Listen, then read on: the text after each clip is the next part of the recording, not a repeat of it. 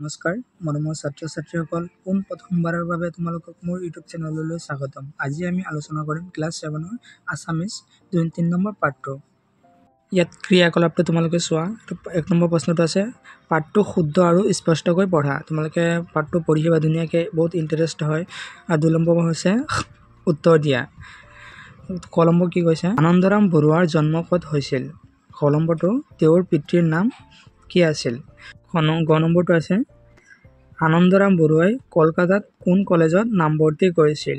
ঘ নম্বৰটো হ'ব আনন্দৰাম বৰুৱাই ভাষা কলা সংস্কৃতি সংস্থা কিয় প্ৰতিষ্ঠা কৰিছিল?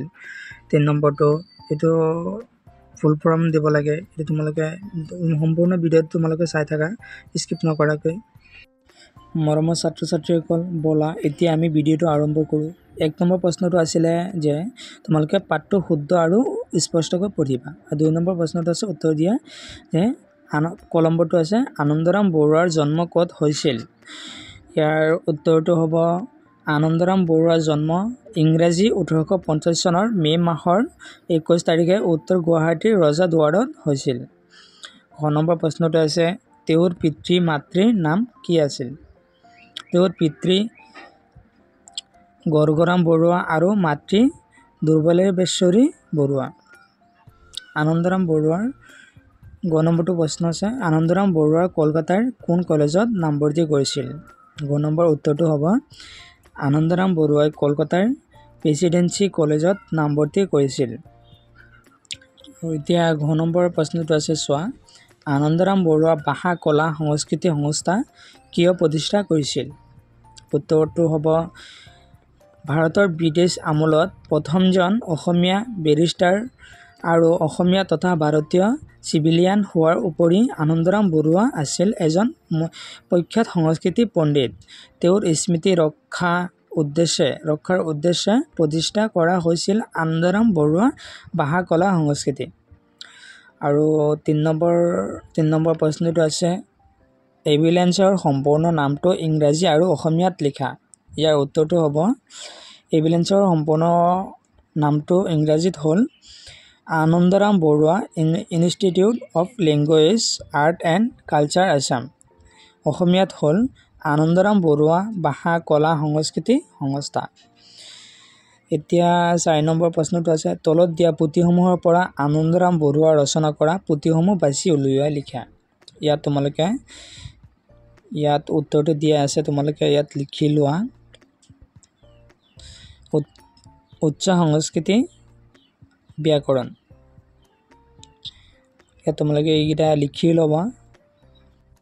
এতিয়া তোমালোকে 5 নম্বৰ প্ৰশ্নটো চোৱা কি কৈছে আনন্দৰাম বৰুৱা ICS পৰীক্ষাত উত্তীৰ্ণ হোৱাৰ পাছত বিলাতত হোৱা বয়সৰ বিতৰ্কত মি গ্ৰেণ্ড ডাফে দিয়া মন্তব্যটো নিজৰ ভাষাত লিখা। ইয়াত তোমালোকে এইটো নিজৰ ভাষাত তোমালোকে পাঠটো পঢ়ি বুজিবা ন, এইটো বুজি কিনে তোমালোকে নিজৰ ভাষাত লিখিবা। এইটো তোমালোকে নিজে যি বুজি পোৱা তাকে লিখিবা, এইটো তোমালোকে লিখি ল'বা। এতিয়া তোমালোকে 6 নম্বৰ প্ৰশ্নটো চোৱা আনন্দৰাম বৰুৱাৰ কৰ্ম জীৱনৰ বিষয়ে কেইশাৰীমান বাক্য লিখা। ইয়াত তোমালোকে ধুনীয়াকৈ পাই যাবা, ইয়াত লিখাই আছে, লিখি দিছোঁ ধুনীয়াকৈ। তোমালোকে ভিডিঅ'টো স্কিপ কৰি লিখি থাকিবা। এইটো মই লাহে লাহে টানি আছোঁ, তোমালোকে ভিডিঅ'টো ৰখাই লিখি থাকিব পাৰিবা।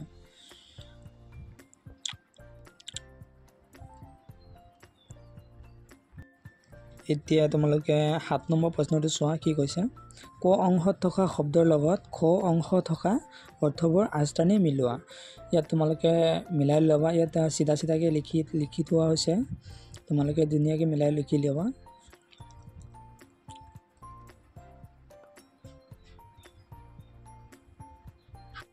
ইয়াত 9 নম্বৰটো চোৱা তোমালোকে খালী ঠাই পূৰ কৰিবা। খালী ঠাইকেইটা দিয়া আছে, খালী ঠাই পূৰ কৰা। কালি মই গুৱাহাটীলৈ, এইটো উত্তৰটো হ'ব যাম। কাইলৈ মই গুৱাহাটীলৈ যাম। আৰু এতিয়া খ নম্বৰ খালী ঠাইটো হ'ব কাইলৈ আমাৰ ঘৰলৈ ৰমেন আহিব। কাইলৈ আমাৰ ঘৰলৈ ৰমেন আহিব উত্তৰ। ঘ নম্বৰটো হ'ব ল'ৰাবিলাকে খেলে। ল'ৰাবিলাকে খেলপথাৰত বল খেলিছে।